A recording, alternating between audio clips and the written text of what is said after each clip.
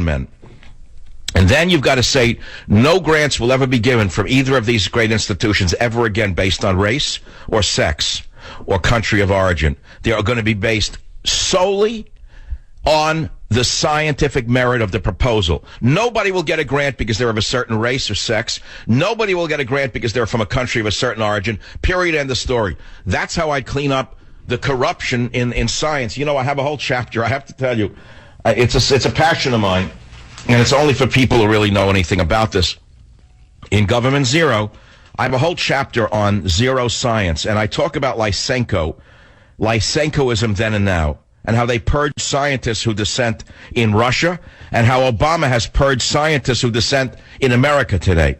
And then I talk about how real science works. I talk about global warming and global cooling and how they're natural.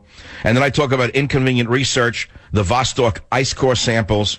I ask, where's the warming? And I talk about junk journalism for junk science. All in Chapter 9. I'm sending you a copy of Government Zero, the most important book of our generation. Stay on the line. 855-400-7282. Steve has a great answer to my question of where the Ukrainian fighting spirit came from. Steve, welcome from KVOR in Colorado. Where did it come from, the Ukrainian fighters? They came down the rivers. All those rivers in Russia, in the northern part, flow north. And the Vikings came down, when they were going to Greenland. And they came up those rivers and ended up colonizing up there and then being absorbed. And so you've heard of the berserkers?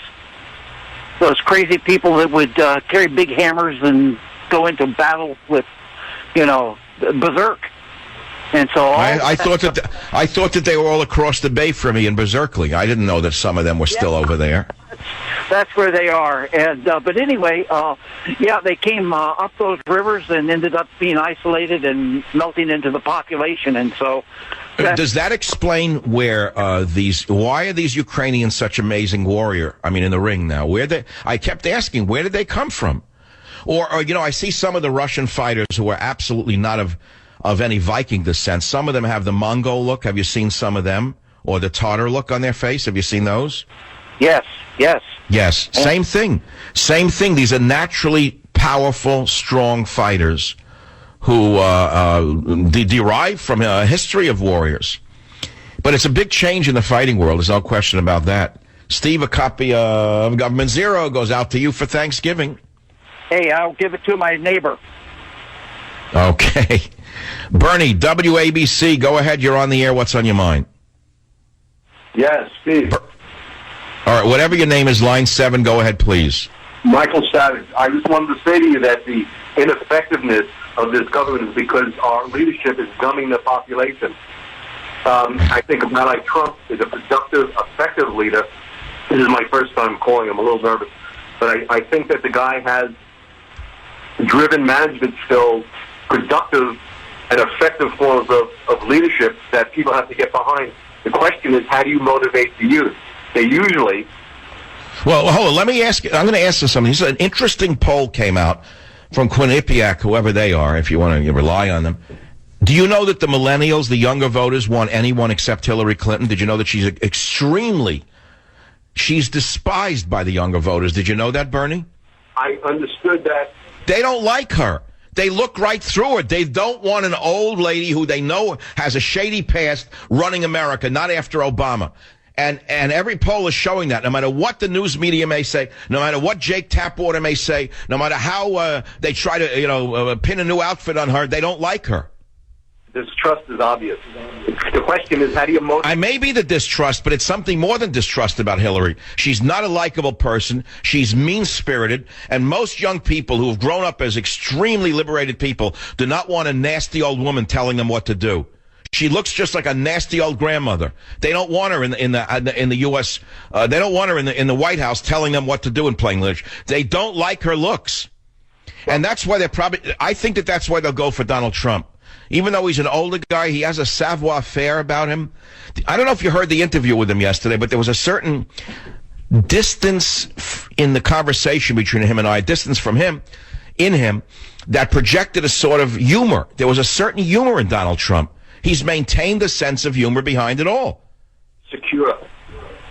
All right, Bernie, stay on the line. I'm sending you a Thanksgiving gift, and it's not Government Zero. We're sending you a box of stuffing that is instant stuffing. You just add hot air, hot water, and send it to the White House. I'll be right back. Join the Savage Nation. Call now, 855-400-SAVAGE, 855-400-7282. Savage. Hey, our Savage Nation is sponsored by SwissAmerica.com, the only company I trust for wealth insurance, gold and silver. Call 800-BUYCO.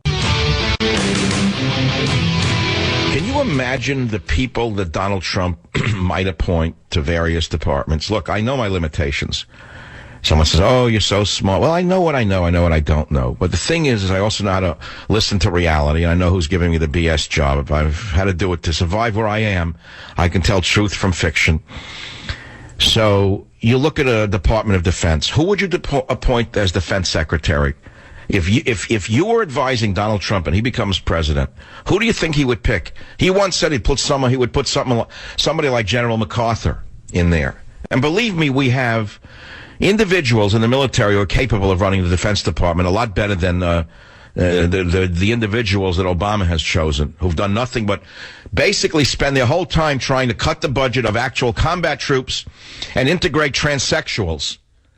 And definitely make sure the transsexuals are comfortable on submarines.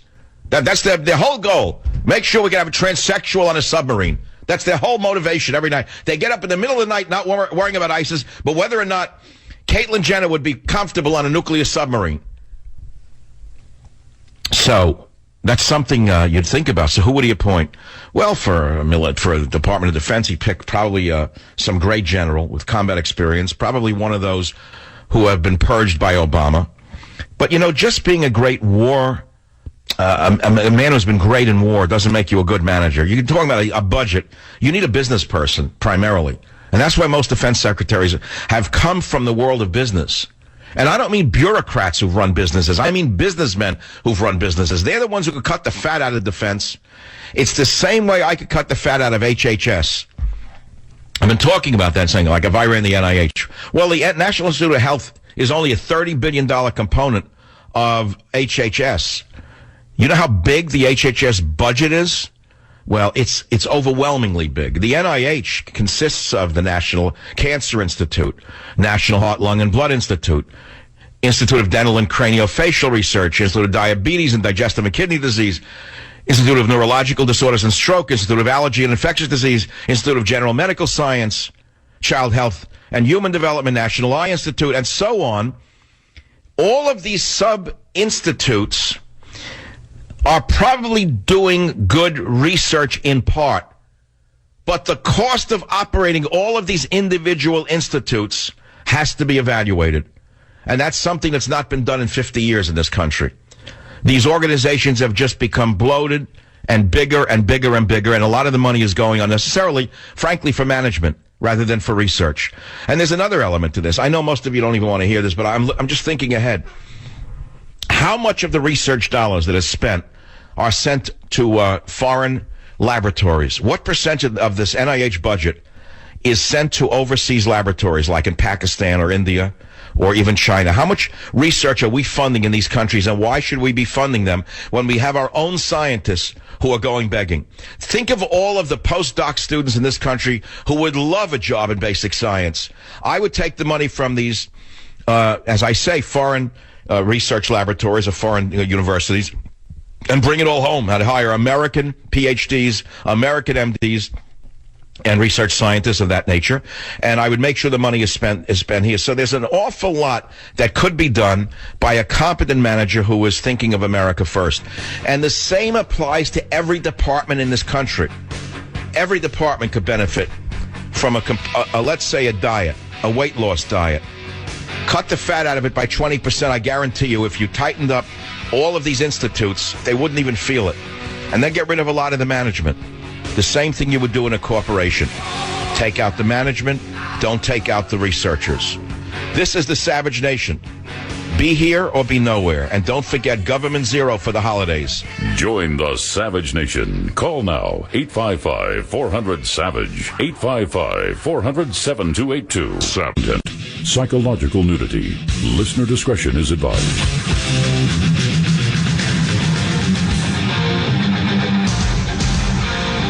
And now, America's most exciting radio talk show, The Savage Nation, home of unprotected talk, borders, language, culture. And here he is, Michael Savage. Well, welcome to hour number 3 of The Savage Nation. Breaking news is very good news. I mean, there's mixed news, there's bad news, there's good news. Syrians trying to break into America through the Mexican border were caught. That should put an end to the lie of the liberals that they're all coming here to work. Now, the House voted to increase the scrutiny of Syrian and Iraqi refugees, with many Democrats joining Republicans in a common sense measure. The only ones who opposed it are either the head in the sand knee-jerk liberals, like who? Name him, like Obama himself. He said that they're no more of a threat to us than tourists. This is how sick he is. The man's a nut. The man is a nut. The world is laughing at the nut. France awakened, liberal France. France has joined Russia to take on the new Mongols. But not old Obama. No, Siree Bob, he's doubling down, tripling down, quadrupling down. Now he raises the stakes with his stupidity and says that the Syrians are no different than tourists coming in. You hear this? The man is a laughingstock. A laughingstock. But he's a dangerous laughingstock with a year to go. Other news, they got the ringleader of that terrible massacre in the when they went into those rat's nests of apartments that they give them for free there in Paris. And what happened to Paris, amazing. First they came in, oh, please, thank you, Mr. Frenchman, for taking us in. Didn't work a day in their lives. Sat there collecting welfare, disability, and then plotted to bomb the country that took them in. Oh, boy, liberalism really is a mental disorder, was I right when I wrote that one. In Israel, an 18-year-old American was killed by Palestinians in a drive-by shooting.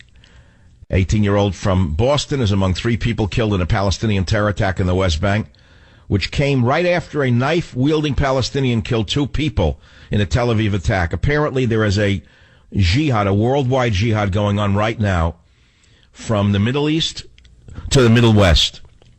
But, of course, everyone knows that, except the thin man in the White House. And, of course, except for the harridan who would be president.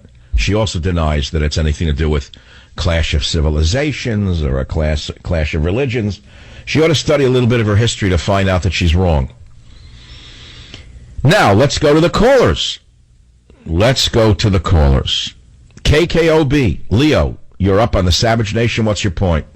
Dr. Savage, I think, and I can only hope and pray that what happened in the House today is more than a knee-jerk reaction, and that it reflects a seed change to the right, and that will give... Well, when you see Democrats joining Republicans, it puts an end to the big lie that nothing can get done in Washington. Apparently, the Democrats have come to the realization that they can only lie to the constituents for so long, and that the constituencies are freaked out by what happened in France, as they should be, and they want tighter scrutiny on Syrian refugees. So they voted along with the Republicans. That makes sense, except for mad people like Pelosi, who think she's above the law and immune from it because she's surrounded by other nuts like herself. Yeah, I totally agree, and I think it's sad that it took... what happened in France on the world stage to reawaken America to the danger. Well, that's what it usually takes, my friend. Thank you for calling from KKOB Radio. WGAL in Pennsylvania. Ray, go ahead. You're up on the Savage Nation. What's your topic? Dr. Savage, I'll be quick. I'm a martial artist with 40 years experience, and I've also been a certified instructor for over 20 years. And the reason why the people from the Ukraine are such ferocious fighters is I have found over the years that people that come from a life of strife or not such a happy situation or a poor background, whatever, those are the people that fight the hardest because they have a lot of sadness and anger inside them. Well, that should make me a great fighter. Well, I mean, the truth is that you're absolutely right. Are you still there, Ray? Are you on the line? I'm still here. Ray, it happens to be true. I knew it as a child that I would watch boxing matches with my father, and he always told me that the fighter who is the hungriest usually wins. He used the word hungry, meaning hungry to win. You know what I'm saying?